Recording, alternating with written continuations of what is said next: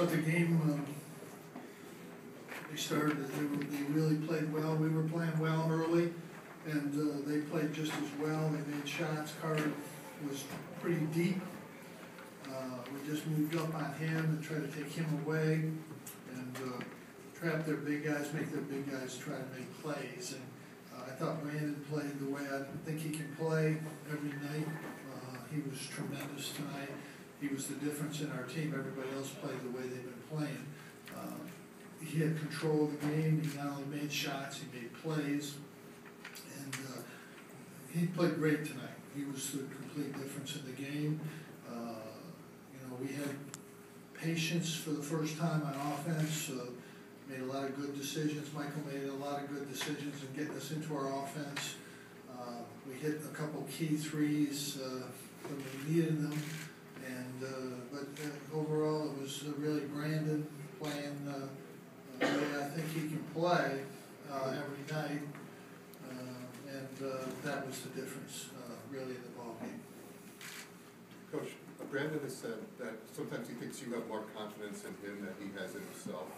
Can you talk about him and what? Well, I'm trying to get him up there, but I have all total confidence in him. I believe he can play like he played tonight every night, every single night. Jim, we've been here before where you've gotten a significant number of wins or passed somebody, whether it was Adolph Rupp or things good, but tonight you passed Bob Knight. Your thoughts on? Well, I'm proud to be able to do that. I'm happy to get it done. I didn't want to think about it anymore. I was hoping we could do it right away, as quickly as possible. I was hoping it was going to be a little quicker, but I'm glad we got it done fairly quickly. I've been thinking a lot the last few days about this, and for me, I think the article today in USA Today kind of made me think about this a little bit. It was I don't know the guy, we met him, and it was a great piece, I thought. But to me, this game is not really about numbers. It really isn't. It's not how many points you score, how many assists you get. It's it's what you do, what your team does. To me, the numbers are not the story. The story is the players I've been able to coach, the coaches I've worked with, the coaches we've competed against all these years. So many great coaches, so many great games. It's those games and those battles that I think about. Unfortunately, I think about the losses too much, but someday I'll maybe get over that when I get really old, which isn't that far away. But it's about all the people you meet on the way, and the tournaments, and even the referees and the media people. It's been an unbelievable experience, but that's really what I think about. It really isn't. It really isn't about numbers. At the end of the day, it doesn't matter how many wins you have. It just doesn't matter.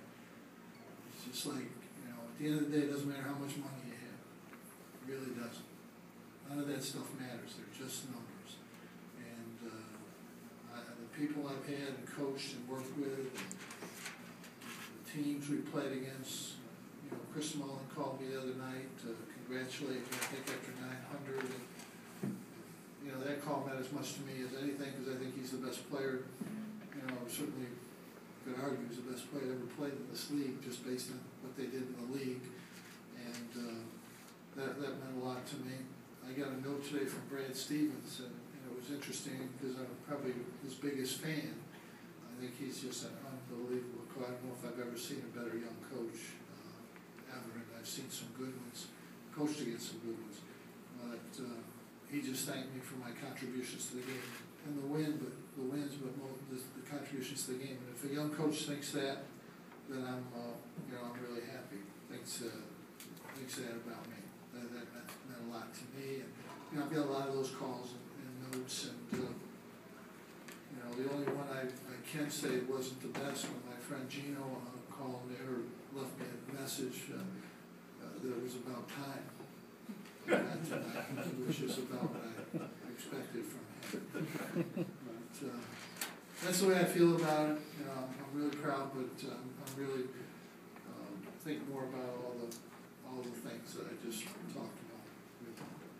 Jim, of all those people, how about the man you passed, Bob Knight? What's he meant to you through the years? Well, he's a great coach. I remember watching him. We played against him when I was young, when I was an assistant,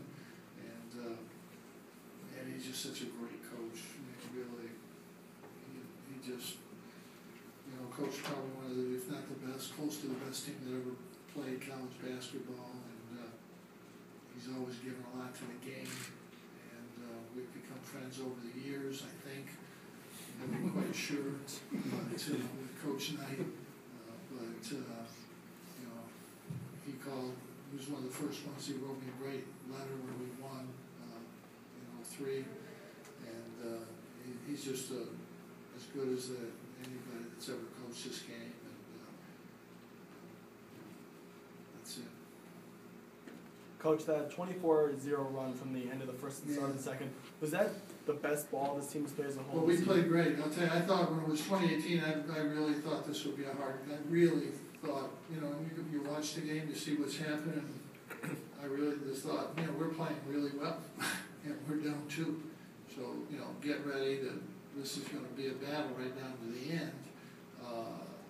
So I'm shocked at, what happened after that, during that period of time. I mean, we played well, we were playing well, and then we started to play even better.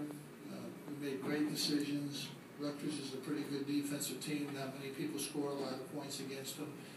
We made good decisions. We moved the ball, and we actually ended up missing a lot of open shots.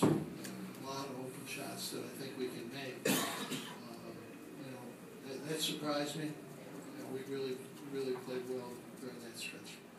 And Jim, were you pleased with the interior defense, especially in that stretch from Rutgers? Yeah, we did a good job down the low inside trapping. CJ blocked a couple shots, Rock by, they blocked a couple shots, we got a couple steals in there, and really were active on defense. Really, we played a really good defense. And whenever you get on a run like that, something good happens, they missed a couple easy shots, that all contributes to that. Coach, one of your fellow coaches, Doug Marone's getting some interest from the NFL. What do you think the university should do to keep him around?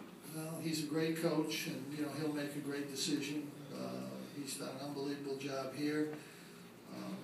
So it's an amazing profession. 7 weeks ago, I was listening. I tried not to listen to Brent, and of course I can't now, and I don't know what he's writing, so I really can't even say anything smart to get more.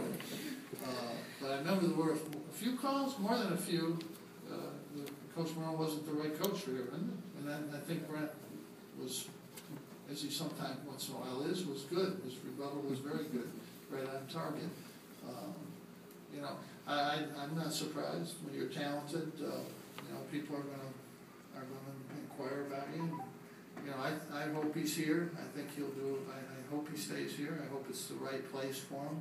I think he's done an unbelievable job, and I think he will continue to do an unbelievable job. But I've told them many times, they wanted me out of here many times, and there's still not a large, but a significant number that thinks I should not be here now. They need somebody that can coach man-to-man, because I'm sure if we'd been playing man-to-man all these years, we would have won 80 or 82% of our games, probably, at least. I can't see why we wouldn't. I did have him over to my house the other night, and I tried to convince him that Syracuse was better than Hawaii or any other place. I don't know if he'd believe that.